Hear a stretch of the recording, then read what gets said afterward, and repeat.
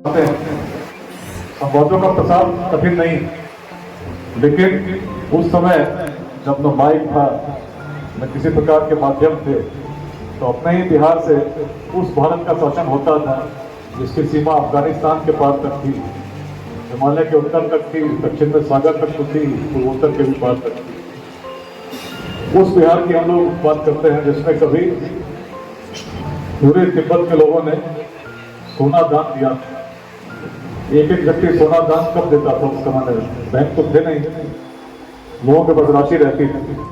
लोग सोना निकाल के तब देते थे जब कोई विशेष प्रयोजन हो, और मुख्य रूप से राज्य पर संकट आ जाए, युद्ध में जाना हो। लेकिन तिब्बत को किसी युद्ध में नहीं जाना। एक आचार्य को आमंत्रित करने के लिए विक्रमशिला से, बहुत ज्यादा दूर नहीं, विक्रमशिला के एक आचार्य को आमंत्रित करने के लिए मंडली चली। उस राशि के साथ पूरे आचार्यों को लगा कि हम तो विश्व के सबसे प्रमुख विश्वविद्यालय में रहते हैं, तिब्बत जाएंगे तो आयु क्षीण हो जाएगी, कम हो जाएगी, अधिक वर्षों तक। उन्होंने मना कर दिया। मंडली वापस तिब्बत लौटी। राजा उस समय के थे नालामा, बड़े निराश हुए। उनको लगा कि लगता है राशि कम है, किसी ने विक्रमशिला के आचार्य मना कर दिया। राशि लाए कैसे? जितना तिब्बत के लोग दे सकते थे दे चुके। तब राजा के मन में विचार आया कि सोने की खदान खोजते हैं, कहीं नया स्वर्ण मिलेगा और स्वर्ण लेकर नई मंडली भेजेंगे। खोजने निकले, चलते चलते नेपाल चले गए। नेपाल के शासकों ने बंदी बना दिया। अब राजा की स्थिति बड़ी विकट, स्वर्ण की खोज में निकले थे, बंदी बना दिए गए। बड़े विचलित पुत्र मिले।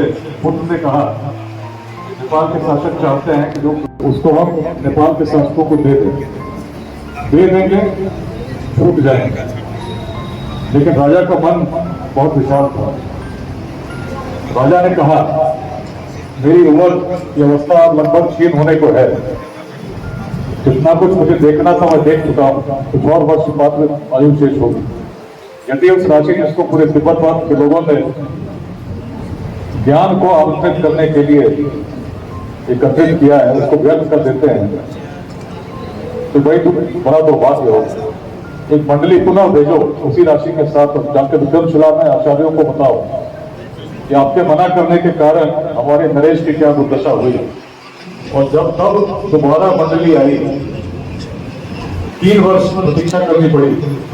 3 वर्षों तक आचार्य आतिश दीपक श्री ज्ञान ने तैयारी में लगाए, क्योंकि लंबी यात्रा करनी थी। वैसे साधन नहीं थे जिससे हिमालय को आराम से पार कर सकते। विक्रमशिला के कार्यों को भी निपटाना था। लेकिन जब गए 3 वर्षों के बाद, ऐसे बीज बोए जिसका वहां का हर तिब्बती है, चाहे तिब्बत में रहता हो, चीन में रहता हो, भारत के किसी भाग में रहता हो, विश्व के किसी भाग में रहता हो, परंपरा स्थापित है जो कभी विक्रमशिला ने बोई थी। उस भूमि पर सोचे आचार्य का महत्व क्या था। पूरे विश्व भर के लोग पढ़ने आना चाहते थे, ऐसे आचार्य थे। आचार्यों का कैसा सम्मान था।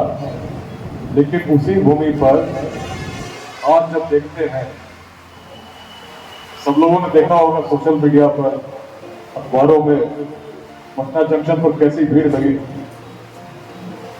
अलग अलग स्टेशन पर कैसी भीड़ लगी थी। एक शिक्षक बनने की इच्छा में किस प्रकार की दुर्दशा हमारे आचार्यों की हो गई। वही भूमि है ना जिसमें कभी जब ऑक्सफोर्ड और कैम्ब्रिज की कल्पना नहीं थी, नालंदा और विक्रमशिला स्थापित थी, उस भूमि में जिसमें आचार्यों का ऐसा सम्मान था, क्या हम उस काल में जब कर पा रहे थे वैसा कर पा रहे हैं?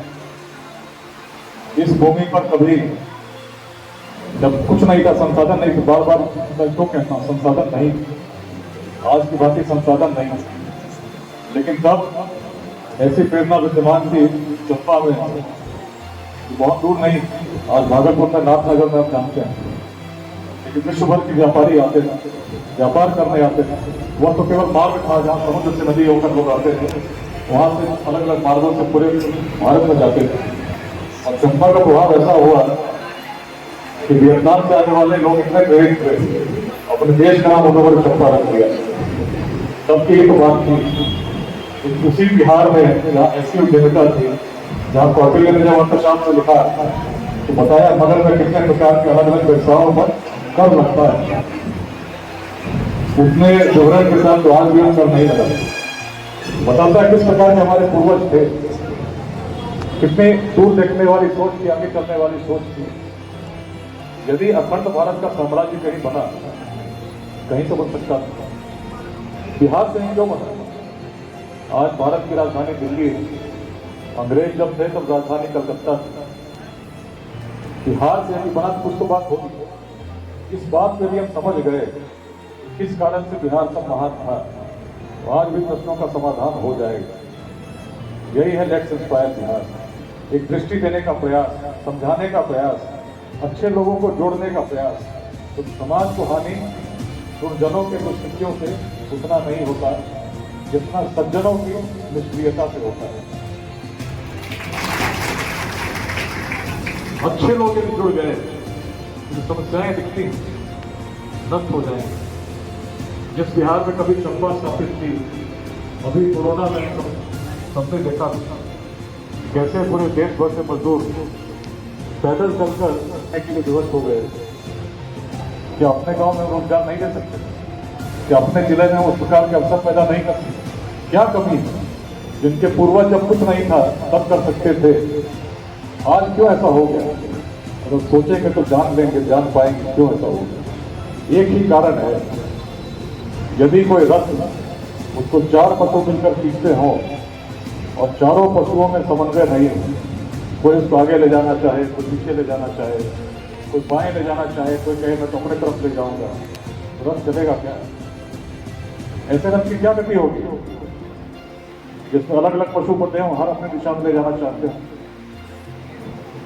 और यदि हम अपने बिहार में एक रथ जब नहीं चल सकता, समाज में हम लड़ते रहेंगे तो हम इस जाति के हैं, तुम उस जाति के हो, 5 लोग बैठे भी हम सोचेंगे भाई तुम किस जाति के हो, उसके अनुसार ही हम अपनी मित्रता तय करेंगे, शत्रुता तय करेंगे, अपना व्यवहार तय करेंगे।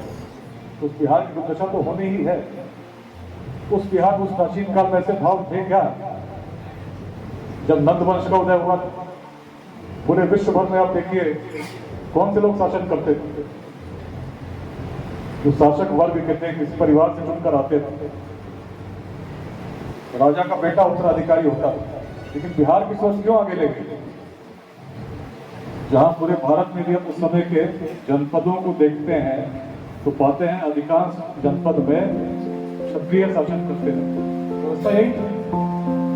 लेकिन बिहार की क्या बात, सोच अलग थी, दृष्टि अलग थी।